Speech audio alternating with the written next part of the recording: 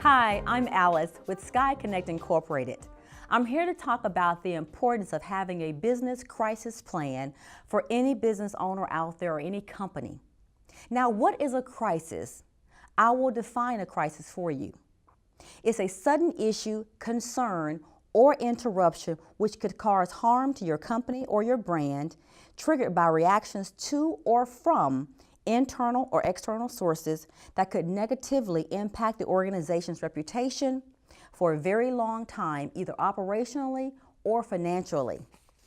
In addition, there are 3 U's of a situational crisis. A crisis is always the first. It's unpredictable, it's unexpected, and it's uncomfortable. You can always guarantee that if there's a crisis that occurs, you will probably start to panic.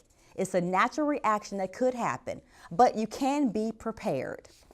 So when a crisis happens in your business, what do you do now? What do you do in the first 5 minutes of a crisis? Here are 4 quick tips. 1, practice the what is before it happened. What could happen that could significantly impact your business?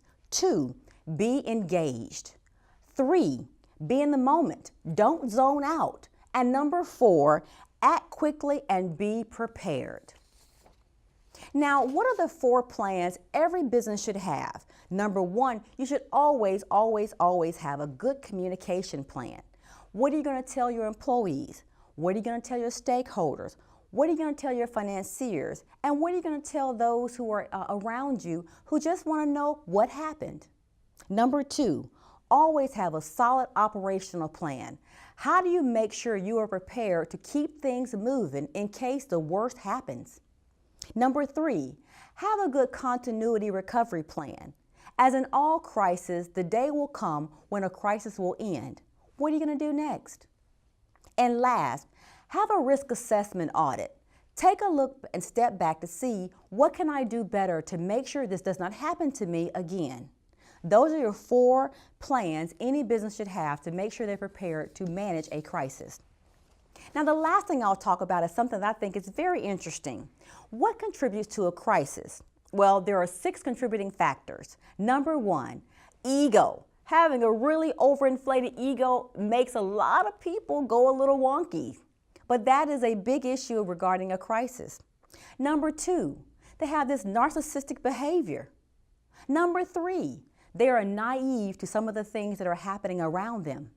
Number 4, they're envious of their partners or their friends or other colleagues' success.